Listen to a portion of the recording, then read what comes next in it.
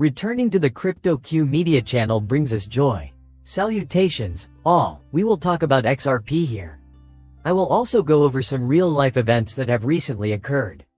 Thanks to Michael's XRP branch announcement, we have this today. With the appointment of XRP Healthcare, mergers and acquisitions have taken a giant leap forward.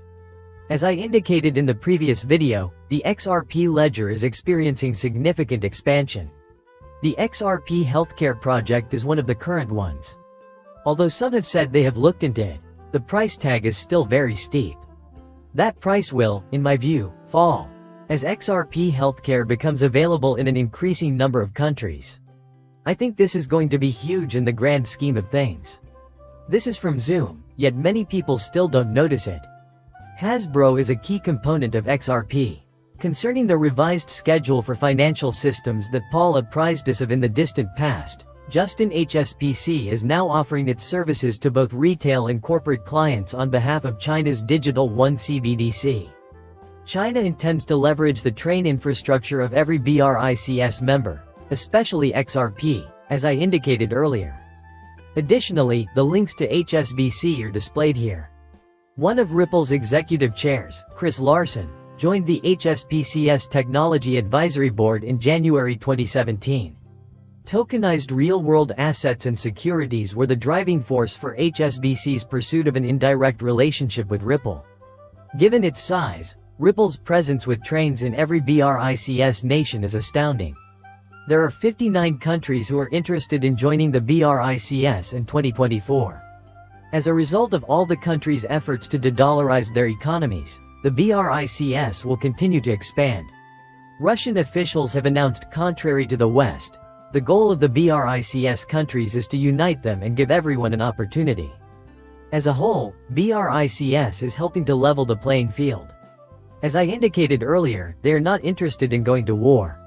They look forward to continuing their collaboration in the future. In a move that defies US sanctions and obstacles, Russia and Venezuela have inked a gas and oil trading contract. They aim to level the playing field for these 22 nations. The US sanctions are no longer a worry for these nations. Their dependence on the US dollar and sanctions can be readily lifted if they can discover a route forward. Reason being, these nations have had enough of the United States bullying them. They are looking for a more favorable way forward. According to Breck, virtual gold, or Ethereum, is starting to take center stage in the plot. This is a sure sign that the soon-to-be live ETFs will be massively popular. In a same vein, I think the bottom ETFs could bring in a new season, the beginning of which we haven't seen yet. However, I could view this as a distraction. The establishment should take this statement to heart and invest in Bitcoin and Ethereum instead of XRP and other utility-driven cryptocurrencies. Some changes are going to take place in this area. Hold on a second. A representative from ANZ Bank is sending this communication from Cyprus. Acceptance will be gradual, not rapid. Honestly, we're not sure how much longer it will take. They keep saying the same thing over and over again, and it's becoming old. After a sluggish start, things will pick up speed. I expect that to happen since things are starting to fall into place for something that happened very suddenly. Basel III will cause several changes along the banks. Jamie Dimon is genuinely frightened of it. This is how you'll know that Basel III is about to change the banking business for the better. Mr. Mann is also the creator of the methods that well-established financial institutions employ to begin using cryptocurrency. Does the progression of each player's level seem obvious to you? When compared to 95% of more conventional institutions, just 4.8% of the largest firms are putting money into digital assets. Here at the retail sector, we're patiently waiting for the other 95% participate with us here. The simple truth is that it will happen. To thrive in today's rapidly evolving digital economy, banks must be nimble. Once left alone, it will just disappear. Digitalization is sweeping the globe. I sense your presence even now. Think about how big that is. Defeating the main characters is your goal here. I tried to stress that point in multiple films to show how important it was that you got in when you did.